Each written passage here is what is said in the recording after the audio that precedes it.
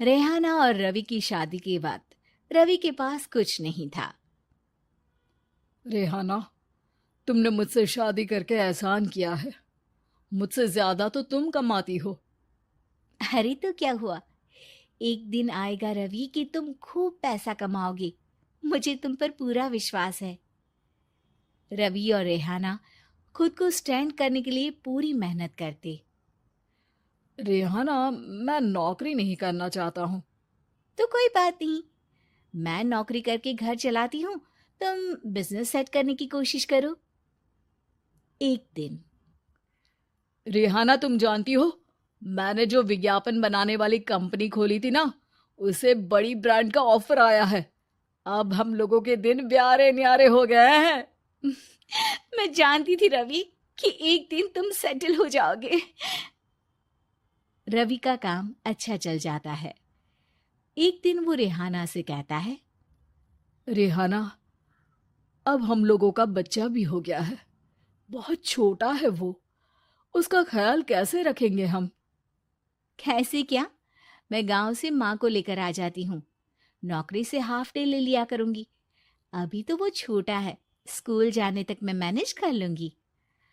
देखो रेहाना, मैं अब अच्छा कमा रहा हूँ। तुमको नौकरी करके परेशान होने की कोई जरूरत नहीं है। अरे कैसी बात कर रहे हैं, मैं अपनी लगी लगाई नौकरी कैसे छोड़ दूं? और मैंने तो सुना है हम लोगों को कुछ ही महीनों में सरकारी नौकरी मिल जाएगी। सरकारी नौकरी में कितना कमा लोगी? उतने में तो मैं ड्राइवर रख लूंगा। रेहाना को रवि की बात का थोड़ा बुरा तो लगता है। कम से कम मेरी नौकरी की इतनी बेइज्जती मत करो।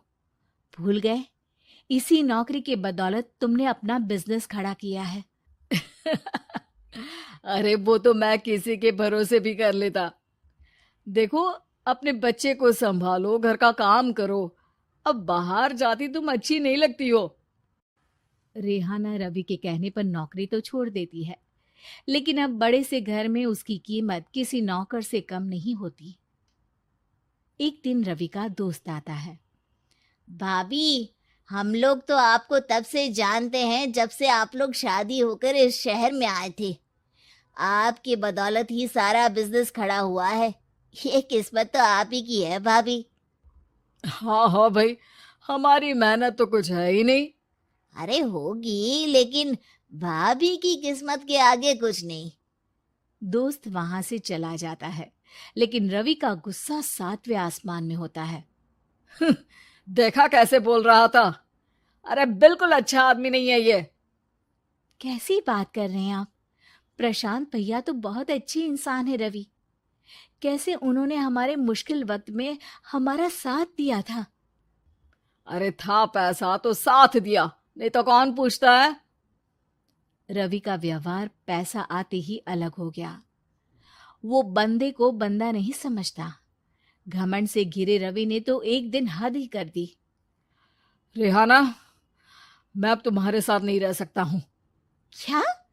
क्या बकवास कर रहे हो रवि? क्या कहना चाहते हो? और क्यों नहीं रह सकते तुम मेरे साथ? देखो, मुझे कोई और पसंद है, और उसने साथ रहने पर बस यही शर्त रखी है कि मुझे तुम्हें तलाक देना होगा।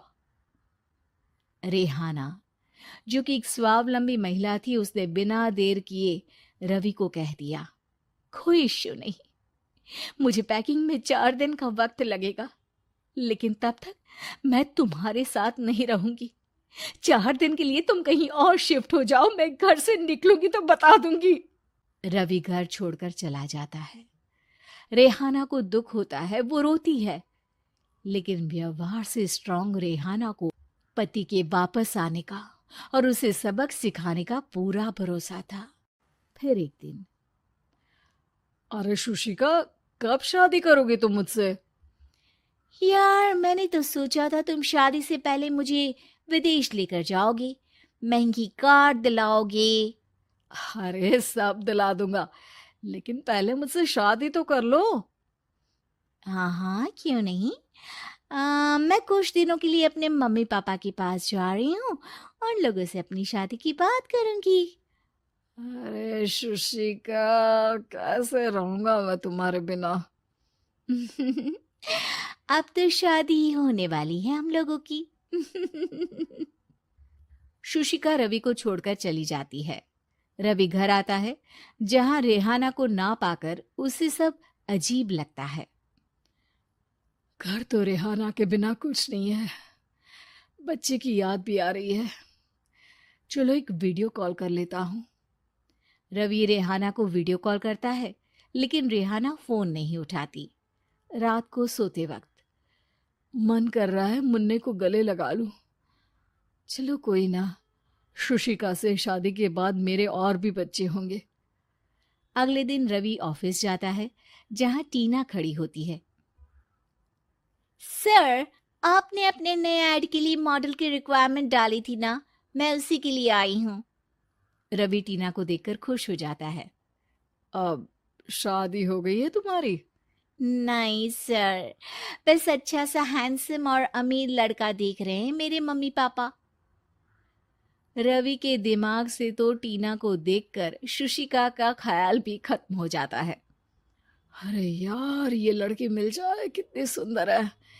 शुशिका तो इसके आगे कुछ नहीं है।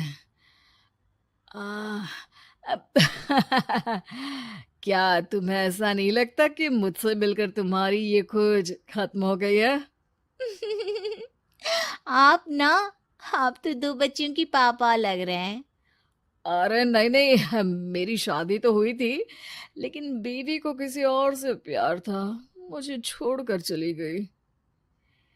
खैर, टीना की दोस्ती रवि से हो जाती है, लेकिन 1 महीने बाद शुशिका रवि के पास वापस आती है।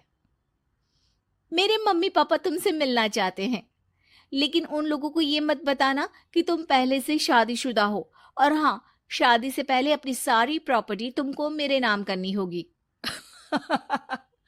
अरे पागल, अब मैं तुमसे शादी ही नहीं करना चाहता। भला ऐसी लालची औरत से कौन शादी करेगा?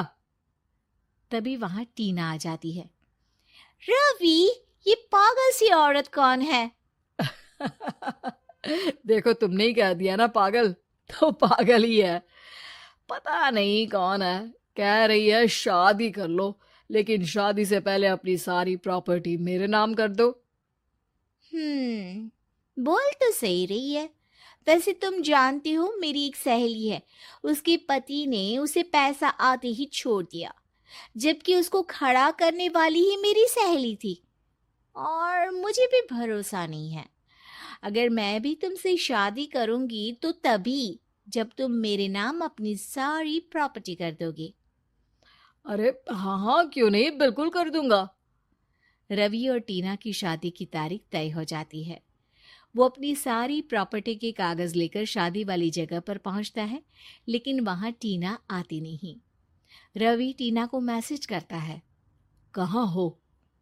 सॉरी, मैं तुमसे शादी नहीं कर सकती, मुझे तुमसे भी ज्यादा पैसे वाला मिल गया। रवि को गुस्सा आ जाता है।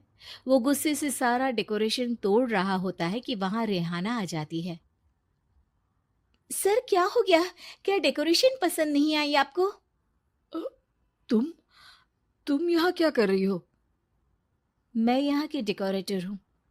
क्या आपको पसंद नहीं आई यहाँ की सजावट? रवि दौड़कर रेहाना के गले लग जाता है। मुझे माफ कर दो रेहाना।